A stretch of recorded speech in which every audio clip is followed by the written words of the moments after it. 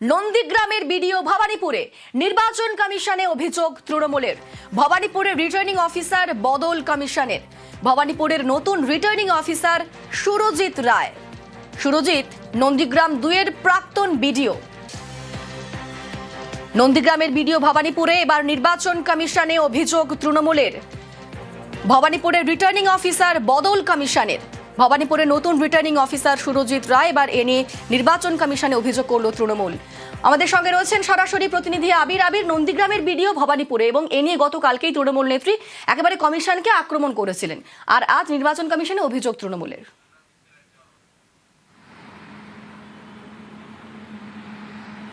দেখো, 3 পাতার একটা অভিযোগ পত্র নির্বাচন কমিশনের কাছে পাঠিয়েছে হচ্ছে তৃণমূল কংগ্রেস, এবং সেই অভিযোগপত্রের সঙ্গে তারা জুড়ে দিয়েছে যে নন্দীগ্রামে বিডিও হিসাবে কর্মরত থাকাকালীন যে বোর্ডে যারা কাজ করেছেন তাতে সুরজিৎ রায়ের যে নাম রয়েছে সেটি 2018 থেকে 2021 পর্যন্ত নন্দীগ্রামে বিডিও হিসাবে তিনি কর্মরত ছিলেন।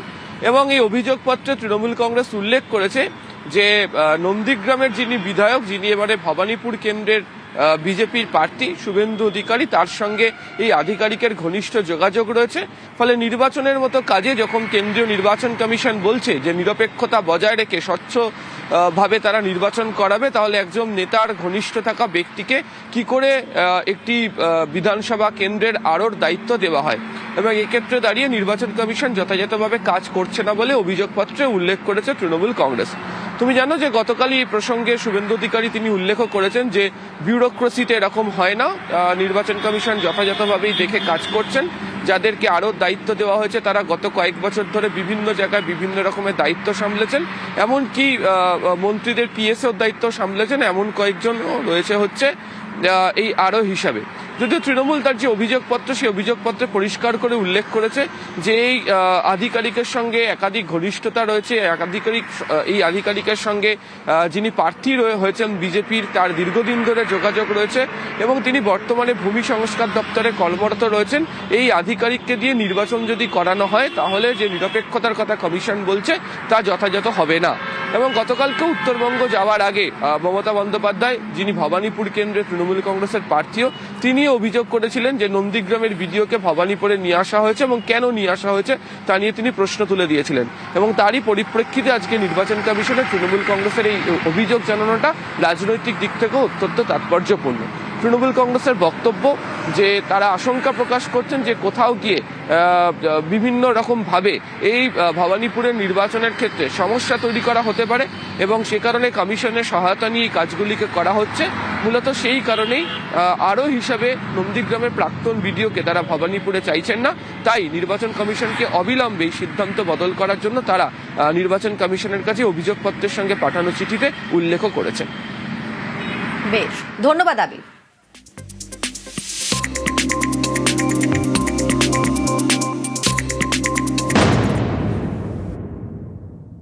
নন্দীগ্রামের বিডিও চলে আসছে ভবানীপুরে, কারণ গদ্দারের নিজের লোক বলে।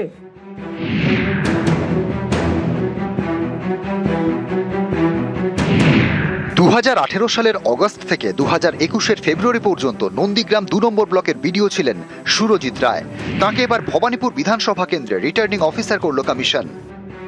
নন্দীগ্রামের বিডিও চলে আসছে ভবানীপুরে, কারণ গদ্দারের নিজের লোক বলে। 21 ভোটের ভরকেন্দ্র ছিল নন্দীগ্রাম। পূর্ব মেদিনীপুরের নন্দীগ্রাম থেকে ভোটে লড়েছিলেন মমতা বন্দ্যোপাধ্যায়। বিজেপির প্রার্থী ছিলেন শুভেন্দু অধিকারী। তিনি ভোটে যেতেন, আর 21-এ ফের ডাবল সেঞ্চুরি করে মুখ্যমন্ত্রী হন মমতা বন্দ্যোপাধ্যায়। উপনির্বাচনে ভবানীপুর আসন থেকে তিনি রেকর্ড ভোটে যেতেন। এবারও তিনি ভবানীপুর থেকেই লড়ছেন। বিজেপি দাঁড় করিয়েছে শুভেন্দু অধিকারীকে।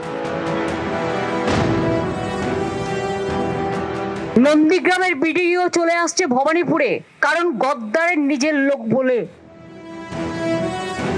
গত 18 মার্চ কলকাতার 2 ডিস্ট্রিক্ট ইলেকশন অফিসার বদল করে নির্বাচন কমিশন। কলকাতা উত্তরের ডিস্ট্রিক্ট ইলেকশন অফিসার করা হয় স্মিতা পান্ডেকে। স্মিতা পান্ডেকে 2021 সালে ভোটের আগে পূর্ব মেদিনীপুরের জেলা শাসক হিসেবে নিয়োগ করেছিল কমিশন। সেবার নন্দীগ্রামে ভোট গণনায় জেলা শাসকের ভূমিকা নিয়ে প্রশ্ন তুলেছিলেন মমতা বন্দ্যোপাধ্যায়। এবার তাঁর অভিযোগ, ইচ্ছে করে নন্দীগ্রামের বিডিওকে ভবানীপুরে পাঠানো হয়েছে। নন্দীগ্রামের বিডিও চলে আসছে ভবানীপুরে, কারণ গদ্দারের নিজের লোক বলে। নিউজ 18 বাংলা।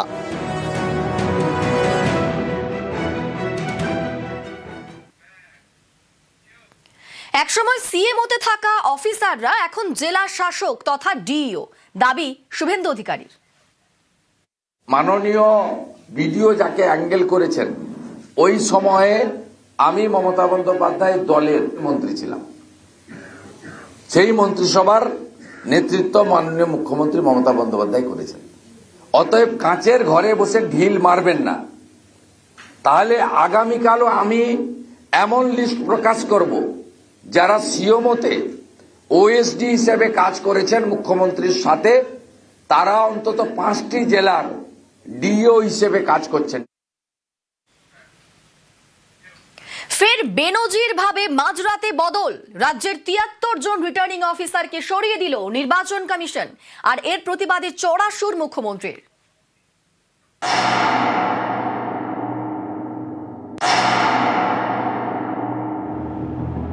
73 জন রিটার্নিং অফিসারকে কালকে চেঞ্জ করা হয়েছে। এর আগে চিফ সেক্রেটারি থেকে, হোম সেক্রেটারি থেকে, ডিজি থেকে, সিপি থেকে প্রায় 60-70 জন আইএস আইপিএস কে বাংলায় যারা কাজ করে বাইরে পাঠিয়ে দেওয়া হয়েছে। And now the cat is out of the bag. তো ব্যাকডোর থেকে খেলছেন কেন? সামনাসামনি খেলুন। গত 15ই মার্চ রবিবার বিধানসভা ভোট ঘোষণা হয়। ভোট ঘোষণার পর মাঝরাতে বেনজির বদল করে নির্বাচন কমিশন। রাজ্যের মুখ্য সচিব এবং স্বরাষ্ট্র সচিবকে সরিয়ে দেওয়া হয়। সোমবার ফের মাঝরাতে বেনজির বদল। রাজ্যের 20 জেলার 73 জন রিটার্নিং অফিসারকে সরিয়ে দিয়েছে নির্বাচন কমিশন।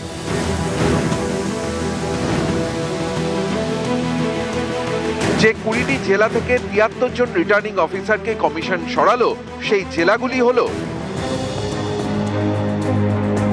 কোচবিহার, আলিপুরদুয়ার, জলপাইগুড়ি, উত্তর দিনাজপুর, দক্ষিণ দিনাজপুর, মালদা, মুর্শিদাবাদ, নদিয়া, উত্তর 24 পরগনা, দক্ষিণ 24 পরগনা, পূর্ব মেদিনীপুর, পশ্চিম মেদিনীপুর, পুরুলিয়া, বাঁকুড়া, পূর্ব বর্ধমান, পশ্চিম বর্ধমান, হাওড়া, হুগলি, কলকাতা উত্তর, কলকাতা দক্ষিণ। মুখ্যমন্ত্রীর বিধানসভা আসন ভবানীপুর। এই ভবানীপুরের রিটার্নিং অফিসারকেও সরিয়ে দিয়েছে কমিশন। 73 জন রিটার্নিং অফিসারকে কালকে চেঞ্জ করা হয়েছে। এর আগে চিফ সেক্রেটারি থেকে, হোম সেক্রেটারি থেকে, ডিজি থেকে, সিপি থেকে প্রায় 60-70 জন আইএস আইপিএস কে বাংলায় যারা কাজ করে বাইরে পাঠিয়ে দেওয়া হয়েছে। আর now the cat is out of the bag. তো ব্যাকডোর থেকে খেলছেন কেন? সামনাসামনি খেলুন। প্রতিটি বিধানসভা কেন্দ্রের জন্য একজন করে রিটার্নিং অফিসার থাকেন। মহকুমা শাসক পদমর্যাদার আধিকারিককে রিটার্নিং অফিসারের দায়িত্ব দেওয়া হয়। রিটার্নিং অফিসার সংশ্লিষ্ট কেন্দ্রে ভোট সংক্রান্ত যে কোনো বিজ্ঞপ্তি জারি করেন, প্রার্থীদের মনোনয়ন জমা নেন, মনোনয়নের স্ক্রুটিনি করেন, জয়ী প্রার্থীর সার্টিফিকেটে সই করেন।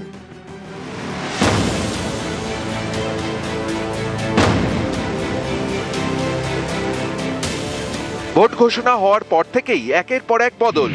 পুলিশ ও প্রশাসনের খোল নলচে বদলে দিয়েছে নির্বাচন কমিশন। 15ই মার্চ বিকেলে ভোট ঘোষণা, 15ই মার্চ মাঝরাতে বেনজির বদল। মুখ্য সচিব ও স্বরাষ্ট্র সচিব বদলে দেয় কমিশন। 16ই মার্চ আরও 3 গুরুত্বপূর্ণ পদে বদল, রাজ্য পুলিশের ডিজি, এডিজি আইন শৃঙ্খলা এবং কলকাতার পুলিশ কমিশনার। পরের দিন 17ই মার্চ আবারও বদল, এডিজি দক্ষিণবঙ্গ, এডিজি উত্তরবঙ্গ, 4 কমিশনারেটের সিপি এবং 12 জন এসপি। কলকাতা পুলিশের ডিসি সেন্ট্রাল পদেও বদল করা হয়। কাউকে কাজে লাগিয়ে সুপার উত্তমের মতো বিহাইন্ড দ্য সিন মধ্যরাতে গুপ্ত তাণ্ডব করছে। সোমবার মাঝরাতে ফের বদল, এবার 73 জন রিটার্নিং অফিসারকে সরিয়ে দিল নির্বাচন কমিশন। নির্বাচন কমিশন তুগলক হয়ে গেছে। ভাবছে অফিসার চেঞ্জ করে, চিফ সেক্রেটারি চেঞ্জ করে, সিপি চেঞ্জ করে, রিটার্নিং অফিসার চেঞ্জ করে বিজেপিকে জেতাবে। মানুষকে লাইনে দাঁড় করিয়েছে, প্রায় 200 মানুষকে হত্যা করেছে, অত্যাচার চলছে, কোর্ট নীরব।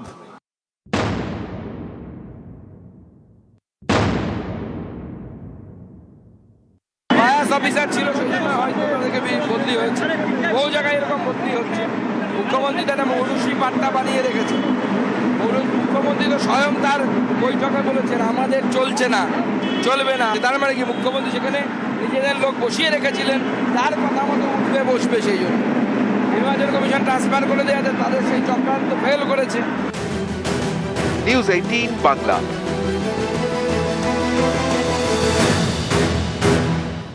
রাজ্য দখল হবে, কার জিতে হার হবে, রাজ্য দখল হবে, কার জিতে হার হবে। নেতারা ভাবছে আমাকে, আমরা ছাড়বো না জমি, আমরা ভরসা আগামী, আমরা ছাড়বো না জমি, আমরা ভরসা আগামী। জনগণ দেখছে আমাকে।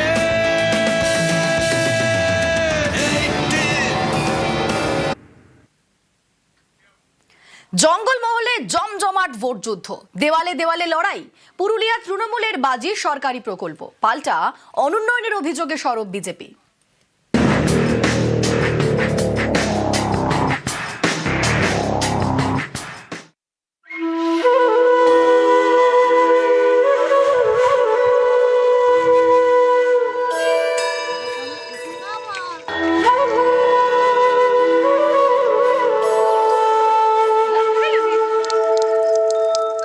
সরকারি সব পরিষেবা সব পাই। এখন অনেক অনেক পরিবর্তন, অনেক ভালো হয়েছে, এখন ভালো আছি। আমাদের ওইখানে জলের সমস্যা বহুত, জলের সমস্যা আছে একদমই নাই। পুরুলিয়া জঙ্গলমহল, মুখোমুখি লড়াই তৃণমূল বিজেপি। 2021 বিধানসভা ভোটে পুরুলিয়ার 9টি আসনের 6টিতেই জয়ী হয় বিজেপি, 3টিতে তৃণমূল। 24 লোকসভা ভোটের ফল অনুযায়ী 6টিতে এগিয়েছিল তৃণমূল, 3টিতে বিজেপি। এবার কি হবে? দুদলই কোমর বেঁধে প্রচারে নেমে পড়েছে। চলছে দেওয়ালে দেওয়ালে লড়াই। তৃণমূল জোর দিচ্ছে সরকারি প্রকল্পের প্রচারে, বিজেপির হাতিয়ার হিন্দুত্ব। কলাবেড়া অযোধ্যা পাহাড়ের ওপর প্রত্যন্ত গ্রাম। অনেক চেষ্টা করেও এই গ্রামে উন্নয়নের আলো পৌঁছানো যায়নি। বাধা ছিল দুর্গম রাস্তা। বছর 10 আগে গ্রামটাকেই নামিয়ে আনা হয় পাহাড়ের নিচে। এখন আগে থেকে মোটামুটি ভালো আছে, মানে গাড়ি ঘোড়া যাতা একটু সুবিধা, স্কুল আছে। আগে তো খুব কষ্ট করে উঠতে হতো গ্রামে, খুব রাত 8টা 9টা 10টা পর্যন্ত রুমা হাট করতি, আবার রাতে উঠতি। আর কেউ অসুস্থ হলে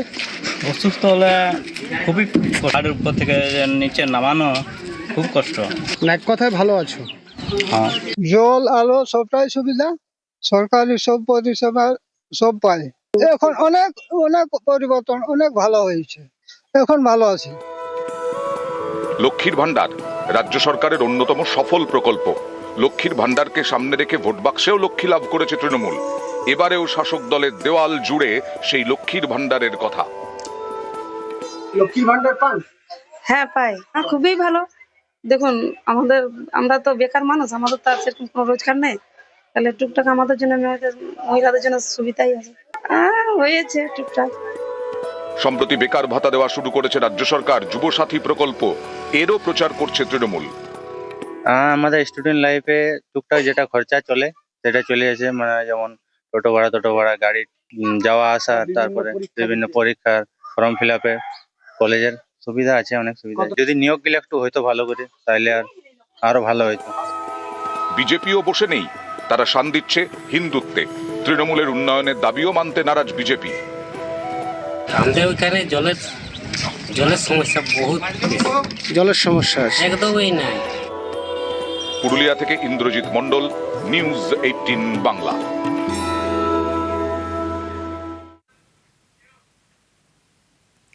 বাঁকুড়ার বিষ্ণুপুরে ভোটের ইস্যু বাঁধ সংস্কার।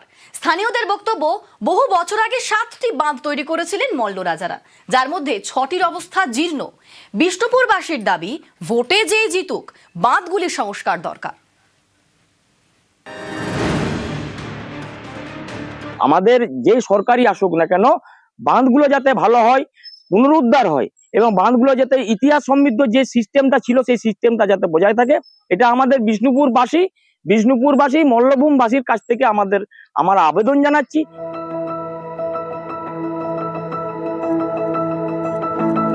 বাঁকুড়ার বিষ্ণুপুর মন্দিরের শহর, পোড়ামাটির শহর।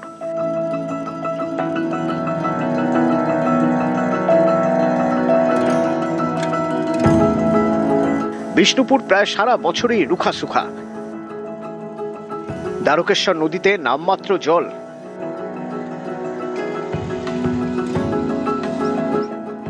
প্রজাদের জল কষ্ট মেটাতে আর চাষের জন্য বহু বছর আগে 7টি বাঁধ তৈরি করেছিলেন মল্ল রাজারা। 7টি বাঁধের মধ্যে 6টির অবস্থা এখন শোচনীয়। জল নেই, কচুরিপানায় ভর্তি।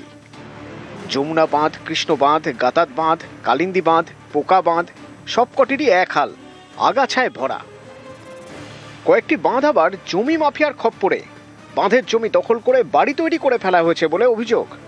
অনেকটাই জমি মাফিয়াদের দখলে চলে গেছে। ম্যাক্সিমাম বাঁধেতে জল নেই, বাঁধের এরিয়া কমে গেছে, সংস্কার হয়নি। এটা আমার মনে হয় 7টা বাঁধ একসাথে সংস্কার হওয়া একটা প্ল্যান, মানে এটা হচ্ছে, কাজ কিছু হচ্ছে কিন্তু প্ল্যানলি হচ্ছে না। বাঁধ বেহাল, জল না পাওয়ায় সমস্যায় কৃষকরা। এখন ওই পাম্পের সাহায্যে চাষ হচ্ছে। তেলেরও দাম আগুন, আর ওই ইলেকট্রিক বিলও চড়া হয়ে যাচ্ছে। ভোটের আগে চাচ্ছি এগুলো সব মানে যাতে সংস্কার হয়। 7টি বাঁধের মধ্যে একমাত্র লাল বাঁধের সংস্কার হয়েছে। সেটা এখন অন্যতম টুরিস্ট স্পট। মাছ চাষ হয়, রয়েছে বোটিং এর ব্যবস্থা।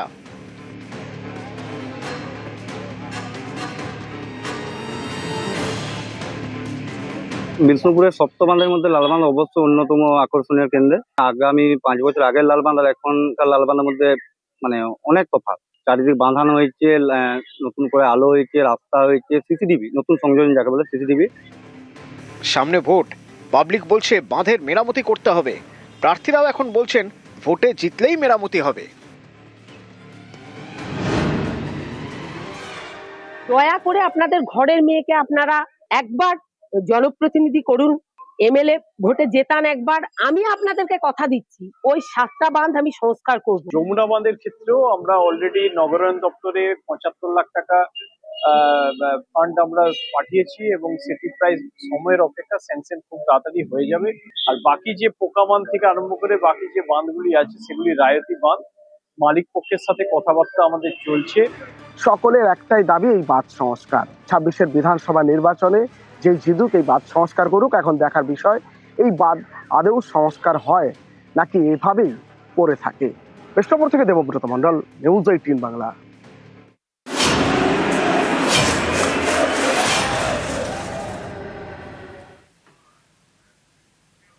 এবার একটু প্রচারের ছবি দেখাই। সোনামুখীতে প্রচারের ফাঁকে ভোটারদের চা বানালেন তৃণমূল প্রার্থী। চা বানিয়ে ভোটারদের খাওয়ালেন কল্লোল সাহা। এরপর কালী মন্দিরে পুজো দেন তিনি।